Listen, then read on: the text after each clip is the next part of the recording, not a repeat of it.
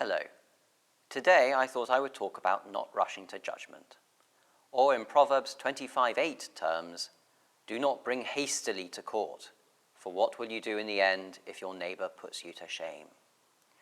I remember reading late last year in Church Times, and it said, in a statement issued by Lambeth Palace at 2 p.m. on Tuesday, Archbishop Welby said, and then it quoted verbatim the statement in which the Archbishop said he thought he should resign from the church which he loved, and stated the hope that this decision would point us back towards the love of Jesus.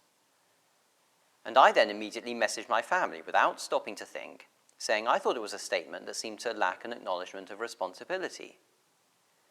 And it was only after that I thought, hang on, people are often quoted partially or slightly out of context, even when their words are directly quoted. And so I went back and looked up the full statement on the Lambeth Palace website, in which the Archbishop very clearly did acknowledge responsibility. I felt rather guilty and shamefaced. I had rushed to judgment, and it reminded me to be very careful in taking at face value what we read. We live in cancelling times, and people sometimes say things like, would St. Paul be cancelled today? Well, of course.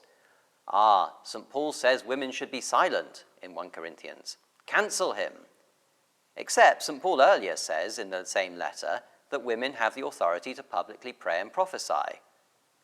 And he seems to say they should only be veiled when prophesying because in the Greek mystery cults that were popular in Corinth, women spoke ecstatically with their hair dishevelled and without veils. The Bible, and this is particularly obvious with Paul, were particular people writing in a particular time, in a particular context. Paul's comments in Romans 1, for example, seem particularly directed against the ISIS cult. But with Paul's letters, we don't even have the letters he was replying to. We only have half a conversation. Ephraim Mervis, the chief rabbi, gave an interesting talk at Hanukkah about Joseph, he of the dreams and Technicolor Dreamcoat. In Genesis, we're given a description of Pharaoh's dreams twice. But as Mervis says, there are intriguingly some small differences in terms of how Pharaoh explained his dreams as opposed to what really happened in the dreams.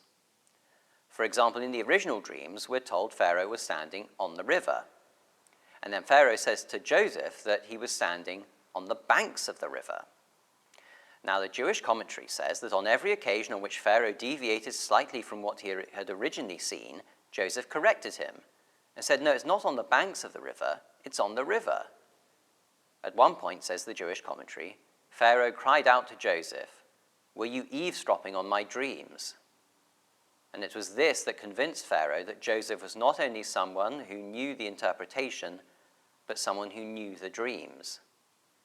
If you want to know how to understand a situation in order to provide a solution for it, if some of your facts are wrong, then your capacity to provide a solution will be impeded. So whether it's a political statement or reacting to images of war that we see on the news, whatever it is, Mervis argues that from Joseph we learn that if you want to provide a solution, the facts need to be correct. We must be very careful, it turns out, not to rush to judgment about things, because things may be different to what they seem. As Proverbs 25:8 says, do not bring hastily to court, for what will you do in the end if your neighbour puts you to shame? Here ends my